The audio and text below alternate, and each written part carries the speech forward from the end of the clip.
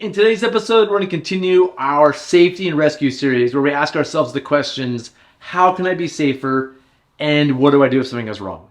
And I made up this little thing today about the things that I think can go wrong, and the things that we need to train for and prepare for to handle things that just go wrong on trips. And this is maybe an incomplete list, but this to me captures the stuff that I've seen in my career as a guide and private boater. I'm going to go down them pretty quickly. The first ones are medical and trauma. And medical to me is like somebody shows up on a trip with some condition or they're unhealthy and something happens. That could be a heart attack, a stroke.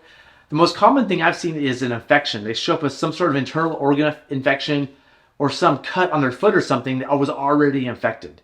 And you have to figure out why they're not feeling good and decide whether or not to evacuate them. The other one is trauma. Something happened on the trip. They fell off a trail. They took a really bad swim that caused some sort of injury, some sort of musculoskeletal injury. And so we have to manage that trauma. And with both of these, the big decision is, first of all, how do we stabilize it and not let it get worse? But do we or don't we evacuate? And that's a really hard decision because sometimes evacuations are really hard.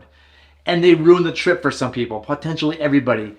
And they can be really expensive. And it's a hard decision. So to handle medical and trauma, the training you would take is either a wilderness first aid, which is a 2-day course. It's not that long, and it's good, but it's not comprehensive. This should be like a minimum. Or a wilderness first responder, a 10-day course. And I'd highly recommend Knowles Wilderness Medicine, only because I've taken courses from them, and they were great both times. And I highly recommend them. And to handle medical and trauma type things, you're gonna need a first aid kit, like a good first aid kit with the proper things to handle those things, as well as some sort of communication device. I'm generally now carrying a Spot device or a Garmin or whatever. If I need to make an evacuation happen, I can contact the outside world and even press the SOS button if I have some threat to life. I need to get them out. And just knowledge. I really like this book. This is the Knowles Wilderness Medicine, just quick reference guide. And I've taken a lot of first aid classes over my time, but I don't use the knowledge that much, so I forget it. And it sure is nice to open this up and be like, oh, that's what you do for altitude illness. Or, oh, that's what you do. That's abdominal pain and which ones matter. Because it's not stuff you can memorize. But this book is great. It's small. This one I think is waterproof. I'll put a link down below to where you can buy it. It's really a great book. And I'd highly recommend having this with you as just minimum information to help make that decision. Do we evacuate or can we continue? And if things get worse, what does worse look like to force an evacuation? So these are things that can and do go wrong on trips. The next thing are just managing swimmers and flips. Boats flip, people fall out, and those things can be bad and become bad if we let them continue on. And I feel like the best way to handle swimmers and flips is go to some sort of boating school. That can be like one of the rowing schools my company operates. That could be a guide school. That could be something where you go boating. And you go boating as a group and you look out for each other and talk about how to handle swims, how to handle flips, and just practicing reflipping. I think this is probably the most common thing we see that goes wrong, but the one we train on the least. And because it's really only covered generally in boating schools, or you just flip for practice, which people I don't think do enough. The tool of the trade here is a flip line. I think having a flip line with you on your PFD or close by is crucial for reflipping boats. And for swimmers, you should be practiced to go get them with your boat.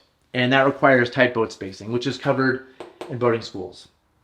The next one I think is the scariest one to me, and that's some sort of pin swimmer. That's somebody stuck in a sieve, which is a bunch of rocks, on a log, a foot entrapment. A person is just stuck in a very dangerous position, and getting them unstuck is difficult. And this doesn't happen that often, but it's really dangerous. And really the best way to learn how to manage these kind of issues are some sort of rescue class. And I think that's a big theme of the rescue class, handling pin swimmers. And the tool of the trade here would be a throw bag or some sort of pin kit. Next thing is just a boat pinned, a boat stuck. How do we get a boat unstuck? And also you learn about that in rescue classes where we talk about mechanical advantage and different techniques for getting boats unstuck. But I want to be really clear, this isn't that important. Like these things all are potential threats to life. The first four are the ones that should cause us some anxiety, that we should really just, jump on quickly, and we need to be prepared for. A stuck boat is generally not that big of a deal. It's just a stuck boat. Now maybe if it's stuck with somebody on it who's hurt, yeah, then it's a combination of things. But a lot of times if I see a stuck boat, I'm like, that's a bummer. There's a stuck boat. And to me, worst case scenario is you lose your boat. You lose $10,000 of equipment. And you've littered. You've littered. Don't realize leaving your boat behind does not follow leave no trace principles. But I don't want to hurt somebody trying to get this thing off. And I'm focused on these things. When I'm focused on my training and things I bring with me, I'm a little less focused on this. Now again, it's important to get your boat off, and you probably need your boat because it has your food and maybe your medications and your stuff, your sleeping bag. I understand the need to get this undone. But when you're dealing with the boat pin, the perspective I have is I look out there, nobody's hurt, we're good, let's not hurt anybody else. And I feel like I see a lot of times in this situation, people get hurt being heroes. Where in these situations, I could maybe understand being a little bit of a hero. We'll talk about this later in a future video. So again, for these things, having a throw bag, being able to use it well, I think is really important. And a pin kit. People call this a Z-rig kit or a rescue kit, but having some ropes and some tools to do some cool things are important. And it's really cool if everybody has all of this training, all this equipment. That would be ideal. That would be awesome. But I know that's not the case. But I think when you're putting together your friends you boat with, I know there's already a lot. You got to find friends. People have to have trucks and boats. I think this is really important. Does somebody have the medical and trauma knowledge to make a good decision? And is somebody carrying a first aid kit, a communication device, and some sort of information like this to make a decision whether or not to evacuate? Also, swimmers and flips. Has somebody taken a guide school or some sort of boating school where they cover the importance of boat spacing and pulling swimmers in or rescue and how we deal with flips? Does somebody have that experience? Because if nobody does, it's going to be hard to manage these things. And next, to handle pin swimmers and pin boats, does at least somebody have this rescue education and a pin kit? And does everybody have throw bags so we can do these things? And even in addition, for these last three, you generally need physically fit people to handle swimmers and flips, pin swimmers and pin boats. You have to have people that are physically fit, that can pull on ropes, that can jump on somebody really quick. So I think physical fitness is a piece that's important for these sort of things that go wrong. So just to summarize, this is sort of like the big list of things that for rafting, I think go wrong. Things we need to sort of train for and have the equipment for, and then think about what our team looks like so we can manage any of these possibilities. And if we don't have some of this covered, we have to know that's a weakness.